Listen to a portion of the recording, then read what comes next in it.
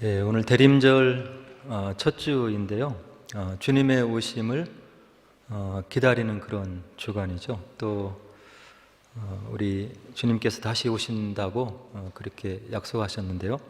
그 다시 오실 주님을 기다리고 우리의 신앙을 점검하는 그런 귀한 교회력 절기를 지금 지나고 있습니다. 우리가 세상을 이렇게 살펴보면 믿음을 갖지 않는 세상 사람들이 이렇게 저지르는 여러 가지 죄악들을 우리가 듣고 또 뉴스를 통해서 접하면 주님 안에 있는 우리가 생각하기 어려운 끔찍한 일들을 이렇게 저지르는 것을 볼 수 있습니다. 자기가 낳은 아이를 집어 던지고 갈비뼈가 다 부러지고 온몸에 성한데가 없는 그런 아이가 이제 죽음으로 발견되는 그런, 어떻게 사람으로서 자기가 낳은 아이를 저렇게 할 수 있을까 하는 생각을 해보고요. 그리고 이제 아무도 자기하고 상관이 없는 그런 수많은 사람들을 잘못된 이념에 이렇게 휩싸여서 테러로 이렇게 죽게 하는 그런 끔찍한 일들을 이렇게 하죠.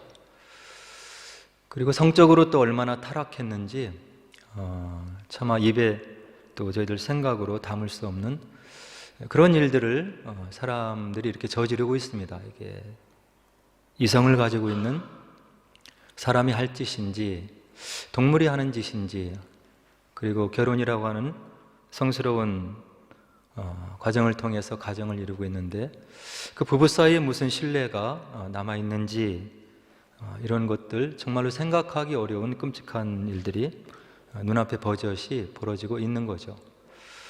그리고 또 이해할 수 없는 전쟁, 수많은 사람들을 고통과 어려움 가운데 빠뜨리는 그런 전쟁을 이렇게 벌이는 그런 사람들이 있는 것을 볼 수 있습니다. 믿는 사람들이 이해할 수 없는 그런 현상들이죠.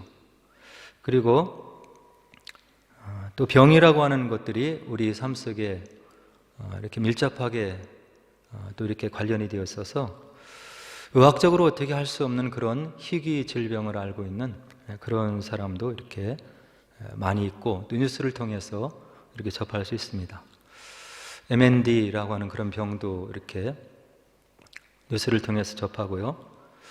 또 헌터스 신드롬이라고 하는 그런 유전학적으로 참 치유가 어려운 그런 병들, 또 류게릭이라고 하는 병들, 참 질병으로 인해서 세상에 소망을 다 내려놓고 질병과 고통하며 씨름하며 지내는 그런 사람들이 우리 주변에 굉장히 많이 있다고 하는 이야기죠. 그리고 우리가 세상을 살아가면서 어려운 일을 당하면 법에 호소를 하는데, 우리 법을 이렇게 들여다보면 그들이 공정한 재판을 하지 않을 때가 많이 있는 것을 볼 수 있는 거예요. 정의를 찾아볼 수 있고, 이와 같이 불의한 세상 속에서 공의를 기대할 수 있는 그런 법관들이 공의롭지 못하고 불의를 저지르는 그런 것을 볼 수 있습니다.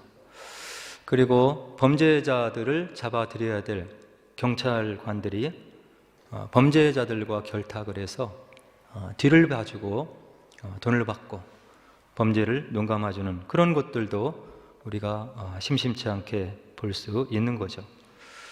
그리고 말씀드린 이 법관들도 권력의 시녀가 되어서 공의를 시행하지 못하는 그런 것도 우리가 왕왕 이렇게 보고 있는 것입니다. 우리가 사는 이 시대만 그런 것이 아니고 우리 이전에 선조들이 살았던 시대도 그런 일들이 많이 있어서 우리 선조들이 남겨놓은 말이 있는데, 유전무죄, 무전유죄, 이런 것이 있는 것입니다. 우리가 살아가는 세상이 이렇게 공정하지 못하는 거죠. 그리고 정의와 공의를 찾아야 될 이런 재판관들이 어그러지고 거스러지는 그런 관행을 저질렀던 것을 성경이 또 적나라하게 고발을 하고 있습니다. 이사야 선지자는 1장 23절에서 뭐라고 얘기를 하냐면, 너희 재판관들은 패역하여 뇌물을 사랑하며 고아의 송사를 돌보지 않으며 과부의 사정이 그들에게 이르지 아니하는도다. 선지자 이사야가 법관들을, 재판관들을 보니까 공의롭지 못한 거예요. 그리고 또 미가 선지자도 이것을 고발하는데요. 그의 선지서에서 공의를 미워하고 정의를 굽게 하는 자들아, 너희가 내 백성의 가죽을 벗겨 먹고 있다, 이런 고발을 미가 선지자가 하고 있는 거죠. 또 아모스 선지자도 이런 법정의 타락상을 다음과 같이 고발하는데요. 정의를 쓸개로 바꾸며 성문에서 책망하는 자를 미워하며 뇌물을 받고 가난한 자의 송사를 굽게 한다. 그래서 이런 모든 현상들을 바라보면 우리의 삶 속에서 궁극의 소망을 바라볼 수 없는 거예요. 부조리하고 불의하고 가진 자들, 힘이 있는 자들, 권력 있는 자들, 그들의 세상인 것이고, 이것으로 인해서 고통받고 억압받고 그 다음에 아픔 가운데 지내는 수많은 사람들이 살아가는 것이 저와 여러분들이 살아가는 이 세상이라고 하는 이야기죠. 그래서 이와 같이 사람을 믿을 수 없고 의지할 수 없고 세상을 통해서 위로를 받을 수 없는 수많은 사람들이 그들 나름대로 의인을 기다리는 거예요.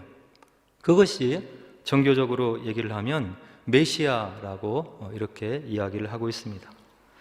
그래서 세상에 널려있는 여러 가지 주요 종교들의 메시아 사상을 좀 잠깐 살펴보았는데요. 이슬람교는 이런 부조리와 공의롭지 못한 상황을 정리해주고, 그리고 그들에게 마지막 시대에 나타나서 정의를 세울 지도자로서 마흐디라고 하는 메시아를 기다리고 있다고 이슬람교가 얘기를 하고 있고요. 힌두교를 좀 살펴보니까 비슈누의 마지막 화신 칼키라고 하는 메시아를 또 기다리고 있는 그들의 교리를 우리가 볼 수 있는 거예요. 말세에 나타나서 아바타의 화신으로 나타나서 악과 불의를 이렇게 멸하고 인류 세계에 공의를 가져올 그런 새로운 진리의 시대를 도래케 할 그런 메시아를 기다리고 있는 것을 볼 수 있는 거죠. 그리고 불교도 살펴보니까 석가모니 부처 이후에 미래에 도래해서 그리고 정의와 공의를 인류사에 선물로 해줄 미륵불이라고 하는 그런 부처를 기다리고 있는 그런 사상들을 볼 수 있고요. 또 조로아스터교도 마지막 시대에 악을 최종적으로 제거하는 종말론적인 구원자가 되는 샤오샨트라고 하는 또 메시아를 기다리고 있는 그런 종교의 사상을 볼 수 있고요. 도교도 종교는 아니지만 도를 깨달아서 세상의 조화와 평화를 이루는 그런 인간, 진인 혹은 현인을 이렇게 기다리고 있는 그런 도교의 가르침을 볼 수 있는 거예요.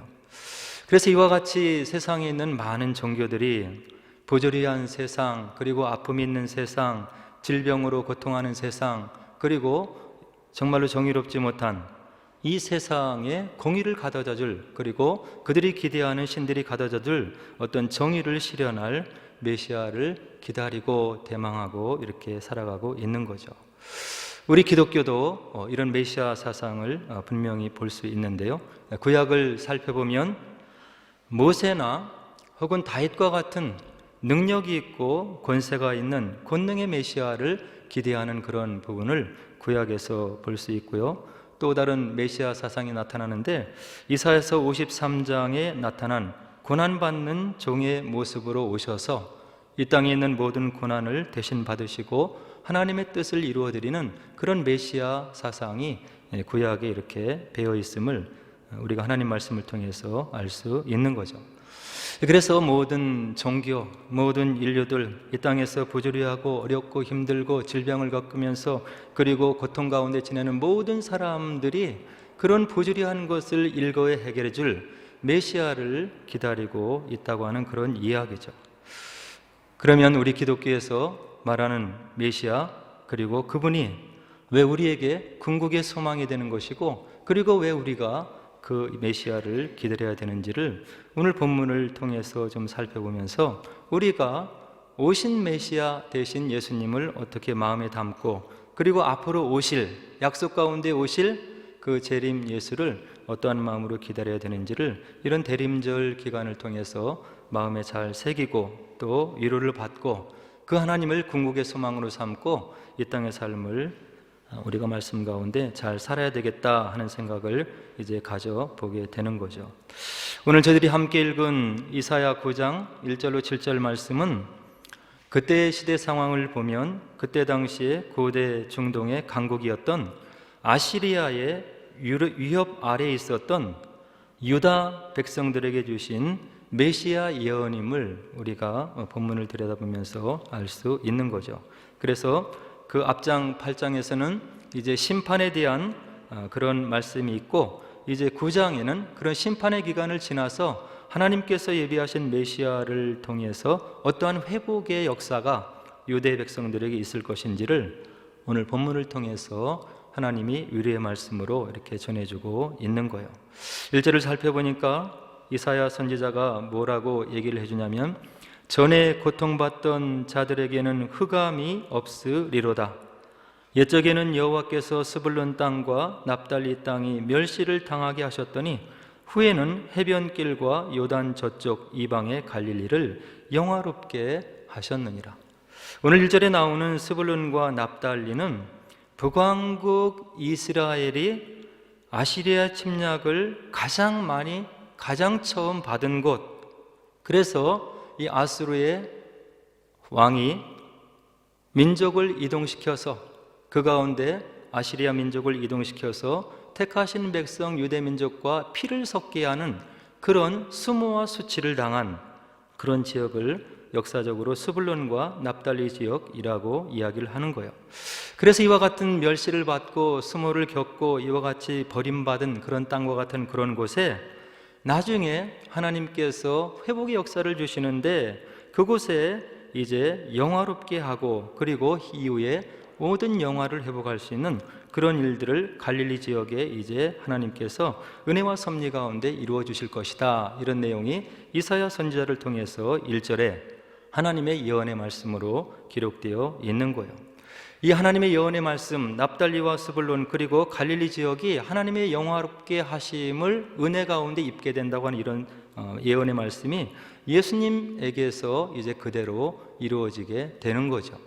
예수님께서 이 땅에 메시아로 오셔서 그분의 메시아 사역을 처음으로 그리고 시작했던 곳이 갈릴리 지역이었음을 우리가 복음서에서 확인할 수 있는 거예요. 너희들이 이전에는 어려움 당하고 힘들고 그리고 멸시를 당하고 수모를 당했지만 그 땅에 내가 메시아를 보내서 그 땅에 빛이 임하고 그리고 하나님께서 주시는 영화롭게 하심을 체험하게 하는 그런 예언의 말씀이 예수님의 갈릴리 사역에서 온전히 이루어지게 되는 것을 우리가 복음서에서 확인할 수 있는 거죠.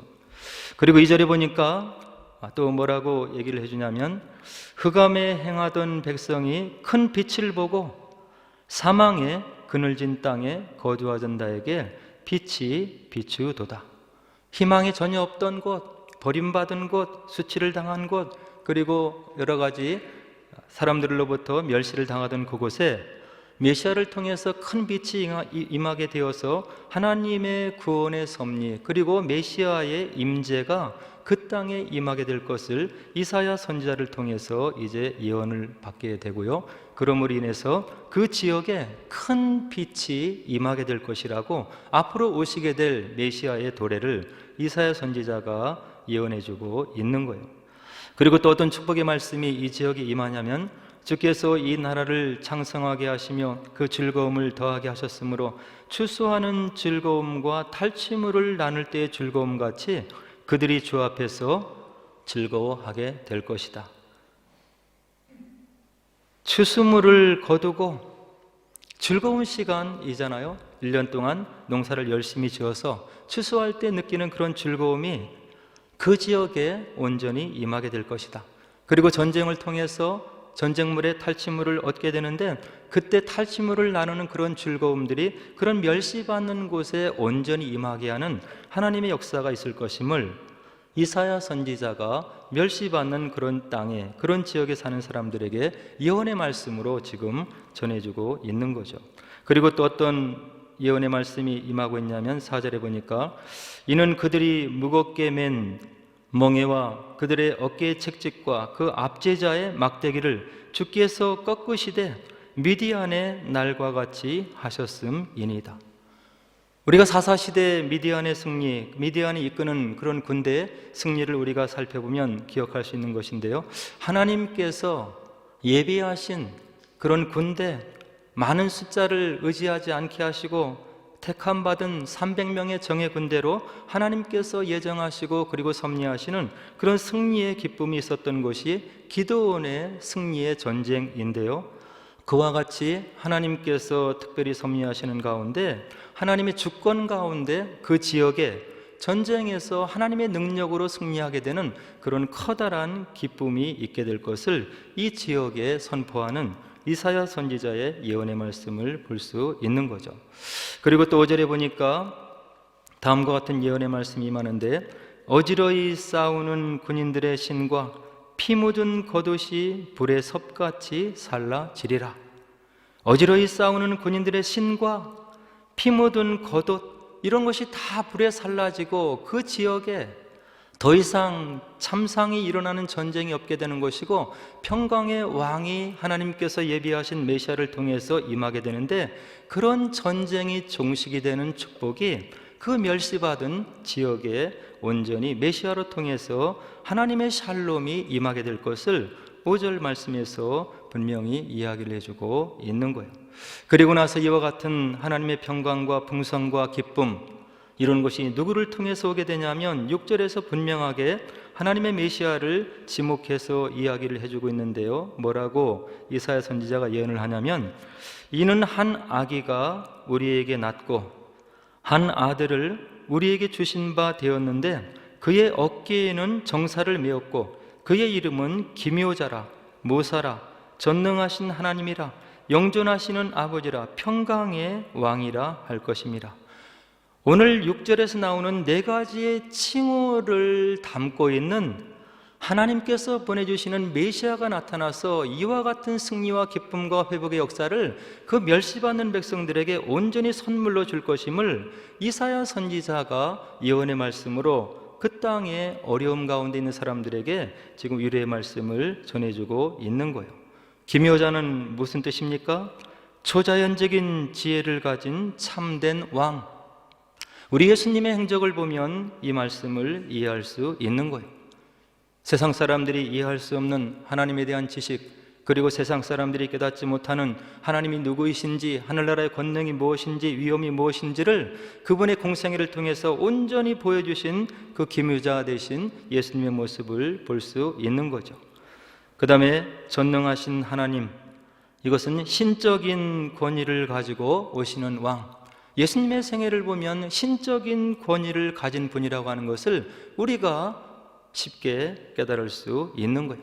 범상한 인간으로서, 사람으로서 할 수 없는 여러 가지 일들, 그런 이사와 기적을 제자들과 사람들 앞에 온전히 하나님 나라의 능력을 시연해서 보여주신 그 예수님의 모습을 보면 전능하신 하나님의 모습을 우리가 예수님에서 찾아볼 수 있는 거죠.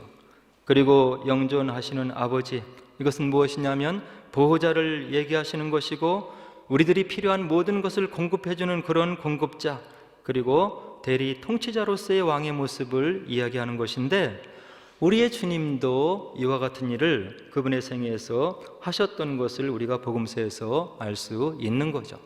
예수님을 따라오는 제자들, 그리고 수많은 무리를 긍휼히 여기면서 그들을 먹이시고 입히시고 하나님이 그들을 얼마나 사랑하시는지를 영존하시는 아버지의 모습을 그들에게 온전히 보여주신 예수님의 모습을 우리가 볼 수 있는 거고요. 그리고 마지막에 나타난 메시아의 모습이 평강의 왕인데, 메시아가 오셔서 이 땅에 주실 궁극의 선물이 무엇이냐면 세상이 알 수 없는 평강을 주시러 오셨다고 이야기를 해주고 있는 거예요.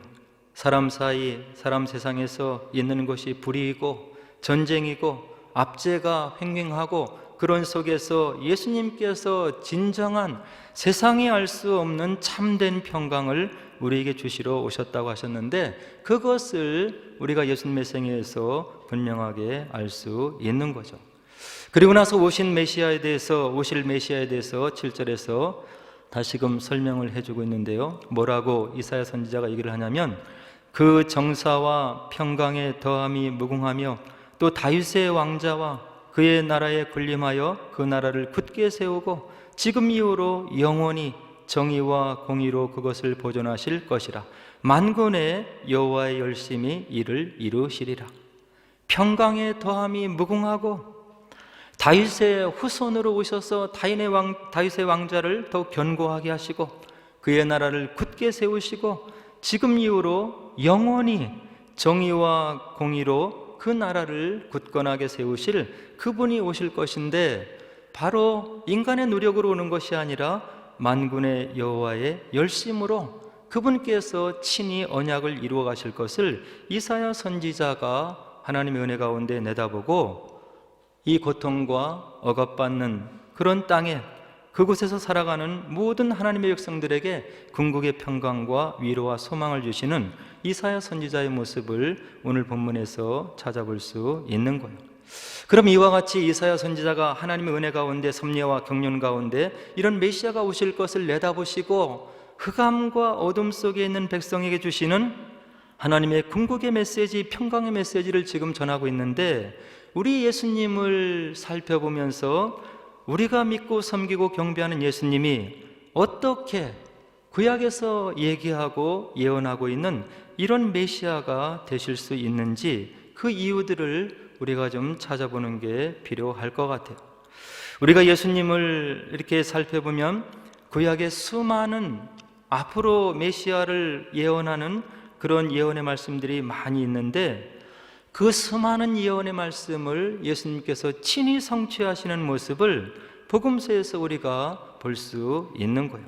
첫 번째로 구약에서 앞으로 하나님께서 예정하신, 또 섭리하시고 경륜하시는 그런 메시아가 올 것인데, 그분은 다른 후손이 아니라 다윗의 후손으로 올 거다, 이런 말씀을 마태복음 1장과 누가복음 3장이 그대로 우리들에게 보여주고 있는 거예요. 예수님은 다윗의 후손으로 오셨음을 이런 복음서가 우리들에게 분명하게 보여주고 있는 거죠. 그 다음에 메시아, 앞으로 오실 하나님의 뜻을 이 땅에 펼치시고 궁극의 평강을 주실 그런 메시아는 고난받는 종의 그런 모습으로 오게 될 것인데 하는 그런 예언이 있는데, 이사야서 53장에 기록되어 있는 고난받는 종이 이 땅에 오셔서 어떻게 하나님의 뜻을 이루어 드리는 궁극의 메시아가 되시는지를 적나라하게 묘사해 주고 있는데, 그 부분을 읽으면 우리 예수님의 십자가의 죽음의 그런 모습을 분명하게, 적나라하게, 생생하게 볼 수 있는 그런 예언의 말씀이 예수님에게 성취되었음을 우리가 알 수 있는 거예요. 고난받는 종으로서 이 땅에 오셔서 하나님의 예언을, 메시아 사역을 온전히 이루신다고 하는 그런 예언을 예수님께서 십자가에서 온전히 이루시는 그런 모습을 복음서에서 볼 수 있는 거죠. 그리고 또 앞으로 오시는 메시아는 처녀에게서 태어난다고 하는 이사야서 7장 14절 동정녀 탄생이 있는데요, 마리아를 통해서 복음서에 보니까 성령으로 잉태되어서 사람의 힘을 빌리지 않고 예수님이 잉태되었음을 하나님의 말씀, 성령의 감동으로 기록된 복음서의 말씀이 우리들에게 증언해주고 있는 거예요. 그리고 앞으로 메시아가 오시는데 미가서 5장 2절에 보니까 베들레헴에서 메시아가 태어나게 될 것이다, 이런 예언의 말씀을 미가 선지자가 예언해 놓고 있는데, 예수님이 태어나신 곳이 바로 다른 곳이 아니고 베들레헴임을 우리가 복음서에서 알 수 있고요. 그리고 이제 앞으로 오시게 되는 그런 메시아는 자신의 힘으로 능력으로 하는 것이 아니라 성령 하나님으로부터 기름 부으심을 받고, 그리고 하나님께서 맡겨주시는 여러 가지 사역들을 온전히 성취하시는 성령의 온전히 기름 부음을 받은 메시아가 될 것을 이사야서 61장 1절로 2절에 얘기하시는데, 예수님께서 공생애를 시작하시기 전에 나사렛 회당에 들어가서 많은 회중들 앞에서 구약의 두루마리를 펼쳐들고 읽으신 부분이 있는데, 그것이 이사야서 61장 1절과 2절 말씀이었다고 하는 것을 우리가 누가복음 4장에서 분명히 알 수 있는 거예요. 그래서 이와 같이 구약에 예언되어 있는 앞으로 오실 메시아에 대한 여러 가지 예언들, 하나님의 은혜와 섭리 가운데 예고되고 예언되어 있는 모든 말씀들을 예수님께서 하나도 남김없이 모두 성취하시는 그런 모습을 예수님의 생애를 통해서, 복음서를 통해서 우리가 확인할 수 있는 거예요. 그래서 예수님이 참된 메시아임을 우리가 믿을 수 있는 것이고요. 두 번째는 예수님께서는 이 땅에 오셔서 하나님의 나라를 실제로 가져오는 그런 권능을 시연해 보이신 그런 분이라고 하는 이야기예요. 메시아는 구약을 통해서 보면 하나님 나라의 통치, 하나님의 그 영존하시는 통치를 인간이 사는 세상에 현실적으로 실존적으로 가져오실 그런 인물로 묘사되고 있는데요, 예수님께서는 이 땅에 오셔서 하나님 나라의 능력을 보여주시는데 병든 자를 고쳐주셨고, 귀신을 쫓아내셨고, 죄를 사하시고, 구약에 보면 죄를 사할 수 있는 분은 성부 하나님밖에 없다고 분명히 기록되어 있는 것을 우리가 확인할 수 있는데, 죄를 사하시는 선포를 예수님이 하시는 것을 복음서에서 우리가 볼 수 있는 거고요. 또 궁극적으로 인간이 가장 두려워하는 죽음을 이기고 죽은 자를 살려내는 그런 기적의 역사를 또 복음서에서 볼 수 있는 것이고, 이와 같이 여러 가지 예수님에게 나오는 모든 사람들에게 하나님 나라가 실존하고, 그리고 하나님께서 영존하시고 지금도 그 백성들에게 나타나셔서 그분의 권능을 행하시는 하나님 나라의 통치의 실제를 이 땅에 온전히 임하게 하신 참된 메시아였음을 우리가 복음서에서 살펴볼 수 있는 거죠. 그래서 이와 같이 구약의 메시아 예언을 온전히 성취하시고 하나님 나라의 권능을 인간 세계에 실제적으로 시연하신 그 예수님이 바로 저와 여러분들이 믿고 따르고 예배하고 경배하는 참된 메시아 되심을 하나님의 말씀을 통해서 우리가 확인하고 또 믿고 우리의 마음을 거기에 둘 수 있는 그런 참된 메시아 되심을 우리가 볼 수 있는 거예요. 그래서 초림에서 이 땅에 오셔서 이와 같이 하나님 나라의 모든 실존을 보여주시고 예언의 성취를 온전히 보여주신 그 하나님께서 십자가상에서 모든 사역을 완성하신 다음에 다시 올라가시면서 내가 다시 올 거다, 이 온 우주를 다시금 회복하기 위해서, 새하늘과 새 땅이 이 땅에 임하기 위해서 하나님의 모든 권능을 내가 가지고 모든 불의한 것, 올바르지 않는 것, 이런 모든 것을 교정하고 다시금 모든 사필 교정을 이룰 그런 내가 오는 그런 날이 있게 될 것인데 하면서 다시 오심하고 우리 주님께서 우리에게 약속을 주시고 떠나고 왔다는 것을 우리가 복음서에서 확인할 수 있는데요, 그 다시 오시겠다고 약속하신 그 예수님께서 이 땅에 다시 오실 때 어떠한 일들이 벌어질 것인지를 하나님의 말씀이 또 우리들에게 가르쳐주고 있는 거예요. 한 10가지로 요약할 수 있는데요, 다시 오실 예수님이 이 땅에 임하게 될 그때, 하나님의 마지막 때, 그리고 모든 것을 회복하실 그때가 되면 첫 번째로 모든 악과 불의가 제거된 세상이 있게 될 것이다.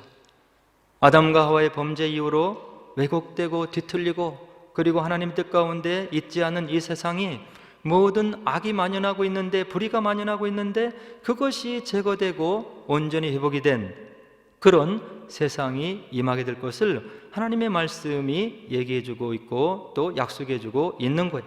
시편 37편 10절이 악인은 다시 존재하지 않을 거라고 약속해주고 있고요, 또 계시록 21장 4절에 보니까 눈물이 없고 소리치며 우는 일이 없고 고통이 없고 애통이 완전히 사라진 온전한 평강이 이루게 되는 그 나라가 있을 것을 하나님의 말씀이 약속해주고 있는 거예요. 그리고 두 번째는 창조 질서가 회복되어 샬롬, 평강이 충만한 세상이 될 것이다.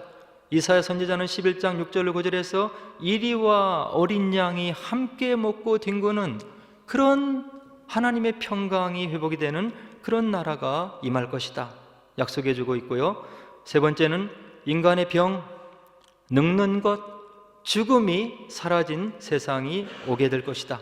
계시록 21장 4절에 보니까 사망이 멸망되고 다시는 죽음이 없는 그런 세상이 도래하게 될 것이다. 빌립보서 3장 21절에 보니까 인간 몸이 영광의 몸으로 변화되는 그런 때가 있을 것이다. 그리고 네 번째는 의와 평화가 충만한 왕국이 우리 가운데 임하게 될 것이고, 그리고 다섯 번째는 하나님과 직접 교제하는 세상, 임마누엘이 온전히 완성되는 그 나라가 있을 것이다.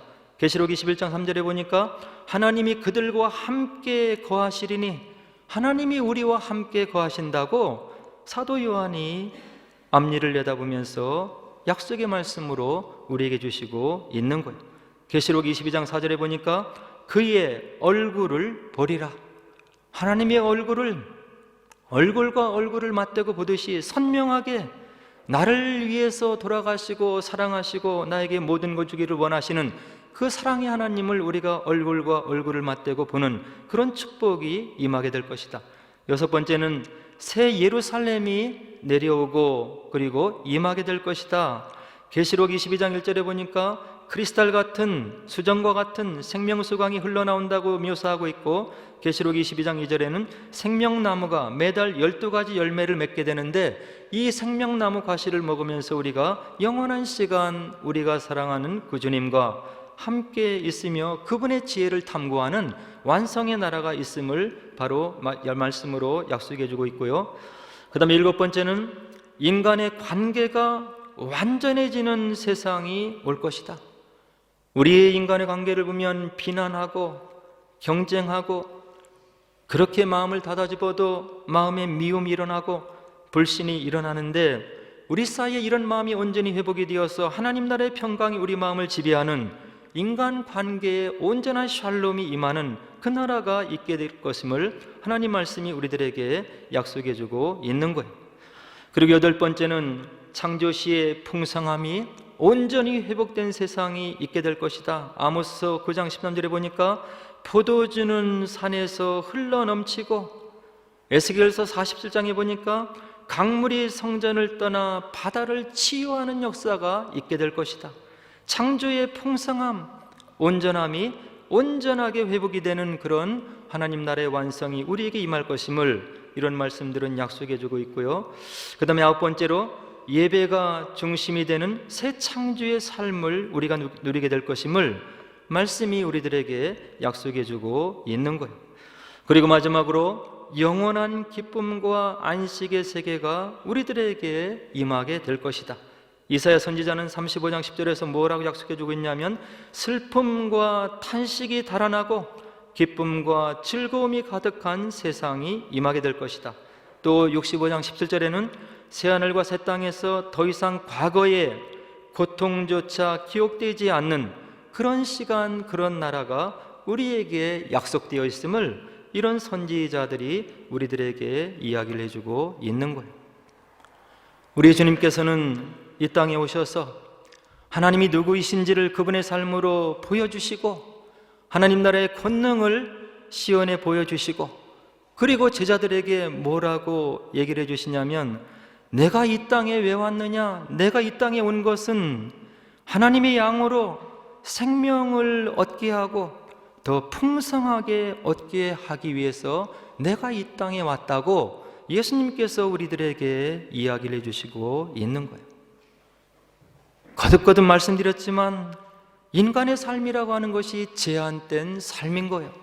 시간적으로, 공간적으로, 능력적으로 제한된 우리들에게 무한자를 닮은, 하나님의 권능을 닮은 생명이 넘쳐나는 그런 생명을 우리에게 주시되 풍성하게 주시기 위해서 이 땅에 오셨다고 예수님께서 우리들에게 사도 요한을 통해서 말씀으로 약속해 주시고 있는 거예요. 성경은 우리들에게 무엇을 요청하냐면, 내가 이것을 믿느냐고 계속해서 거듭거듭 우리들에게 물어보시고 결단을 촉구하시고, 이런 풍성한 세상, 풍성한 삶이 있는 이것을 내가 너희들에게 주기 위해서 왔는데 이것을 너희들이 믿느냐고 우리들에게 묻고 계시는 거예요. 이것을 성경이 말하는 믿음의 법칙이라고 얘기해 주고 있는 거예요. 내가 너를 치료해 줄 것을 믿느냐? 내 눈이 하나님의 권능과 능력과 사랑 가운데 띄어질 것을 믿느냐? 너희를 위해서 하나님께서 이와 같은 풍성한 삶을 예비하시고, 그리고 너희들이 생각할 수 없는 엄청난 하나님 나라의 세상을 너희들에게 선물로 유업으로 줄 것을 믿느냐고 하나님의 말씀이 우리들에게 도전해 주시고 있는 거예요.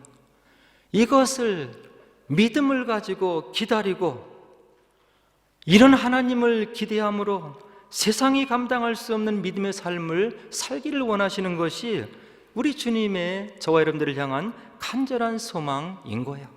믿어라. 내가 하나님됨을 믿어라. 너희의 생각과 계산 너머에 내가 너희들을 위해서 주기자 원하는 풍성한 삶이 있음을 믿고, 세상이 힘들고 어렵고 고통이 있는 것 같고 세상 많은 사람들이 죄악의 길로 달려가지만 하나님의 공의의 순간이 임할 것을 믿고 믿음의 삶을 살고, 하나님께서 약속하신 그 천국의 삶이 이 땅의 삶 가운데도 임할 수 있도록 믿음의 삶을 살라고 하는 것이 말씀을 통해서 우리에게 끊임없이 도전하시는 주님의 음성이심을 꼭 믿으시고, 이 약속 가운데 반드시 오실 예수님, 그리고 우리에게 주시마하고 약속하신 이런 하나님 나라의 온전한 회복의 축복의 역사를 믿으시고, 이 땅의 삶을 담대히 사시고 주님의 위로를 마음에 느끼며 소망 가운데 사시는 저와 여러분들의 귀한 믿음의 삶이 되시기를 주의 이름으로 간절히 축원을 드립니다. 이제 우리 함께 기도하도록 하겠습니다.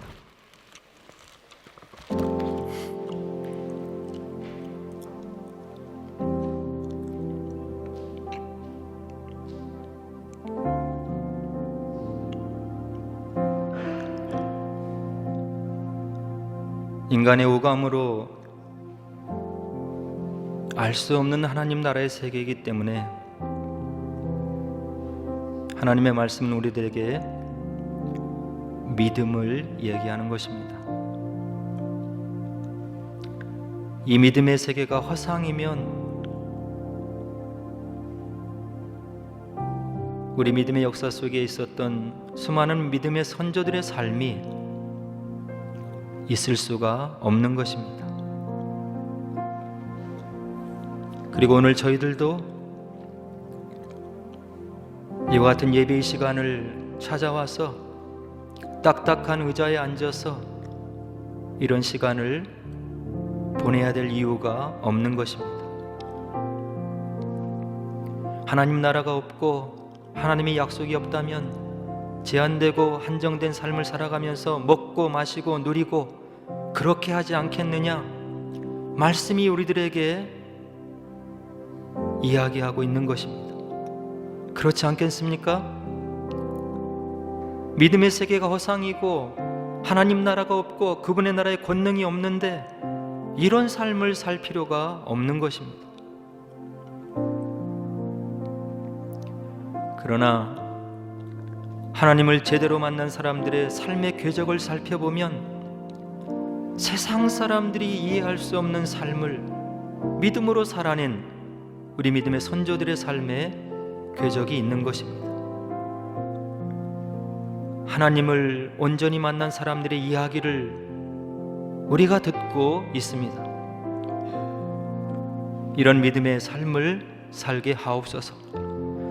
우리에게 풍성한 은혜를 주시고 더 풍성한 삶을 주기 위해서 오셨다고 하신 그 하나님, 그 예수님의 말씀을 믿는 믿음이 있게 하옵소서.